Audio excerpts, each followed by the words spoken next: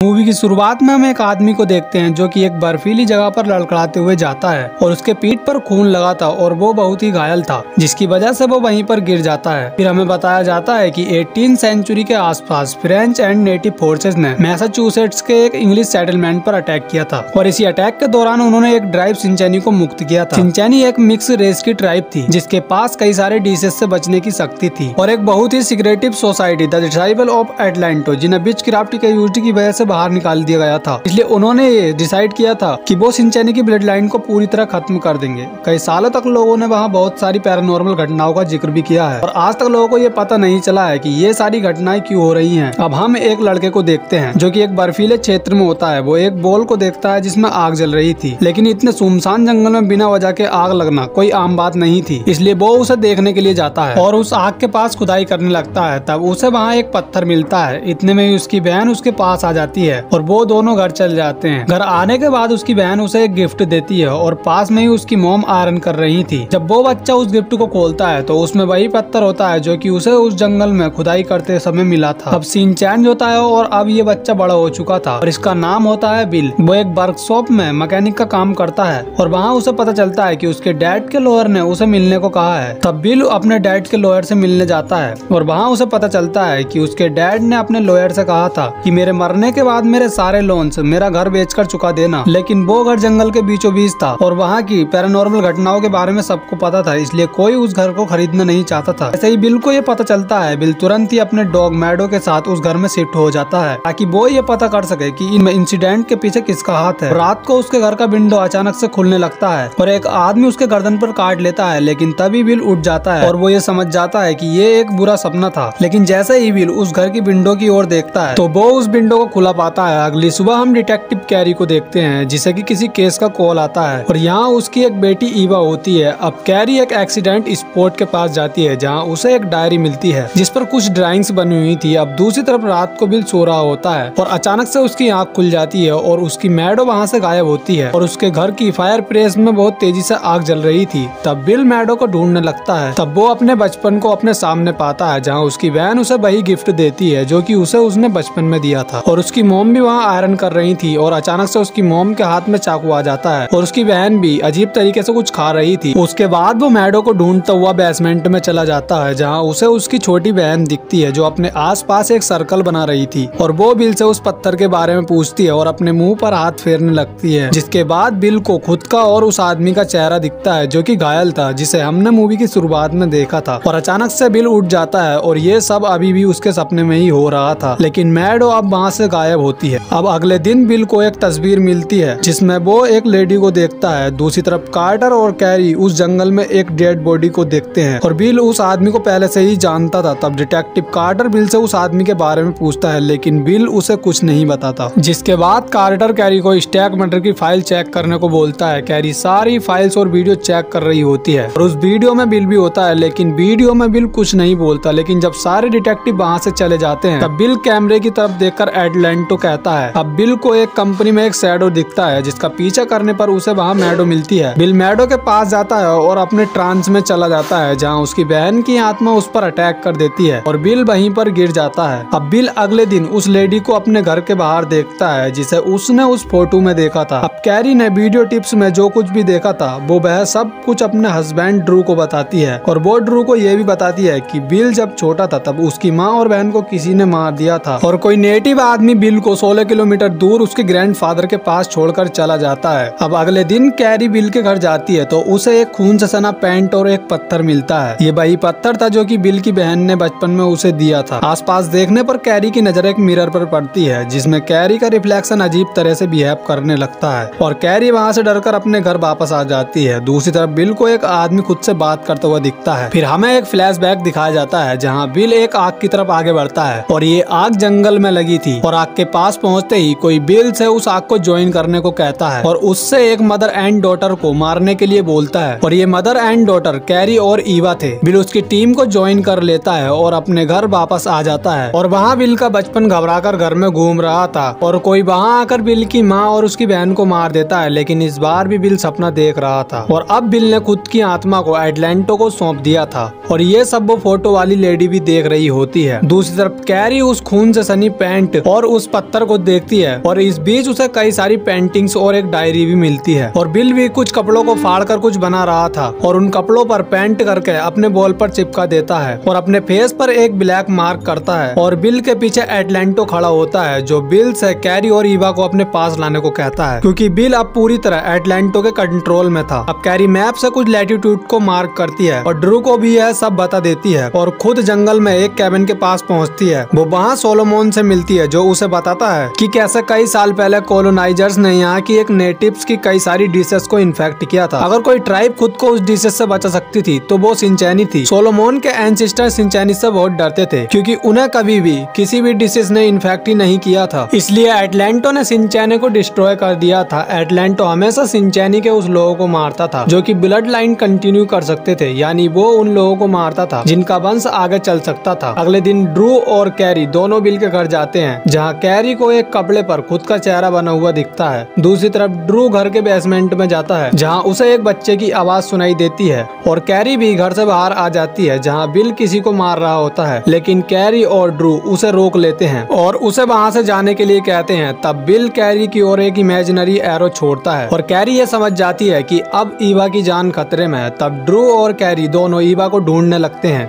दूसरी तरफ ईवा को बिल की बहन अपने साथ कहीं ले जा रही होती है, लेकिन ईवा वहाँ से भाग जाती है जहाँ उसे सोलोमोन मिलता है जो उससे वो पत्थर ले लेता है जो कि एरोहेड था और ईवा कैरी के पास आ जाती है। सोलोमोन उस पत्थर को लेकर एक टेंट के पास जाता है। उस टेंट के अंदर बिल होता है और उसकी बहन उसे एक एक्स देती है और एटलांटो बिल से खुद को मारने के लिए कहता है, लेकिन सोलोमोन बिल को ऐसा नहीं करने देता और एटलांटो से बिल को आजाद करने लगता है और सोलोमोन फाइनली एटलांटो से बिल को आजाद करा लेता है और कैरी भी ये सब देख रही होती है। सोलोमोन बिल को बताता है कि सिंचैनी ब्लड के सिर्फ कुछ ही लोग जिंदा बचे थे और उनमें से एक तुम भी हो। अब सोलोमोन उस एरोहेड को जमीन में दबा देता है। अब बिल बिल्कुल नॉर्मल हो चुका था और कैरी बिल को एक नोटबुक देती है और कहती है कि अथॉरिटीज के पास अगर एक बार फंड आ जाए तो वो यहाँ पर सब कुछ ढूंढना शुरू कर देंगे। अब बिल का घर बिल्कुल खाली हो चुका था और यहाँ दो कपल और उनकी एक बेटी रहने लगती है और उनकी बेटी इमर्सन वहाँ के बेबी बेसमेंट में जाती है और पजेस्ट होकर बाहर आती है और इसी के साथ ये मूवी यहीं खत्म हो जाती है।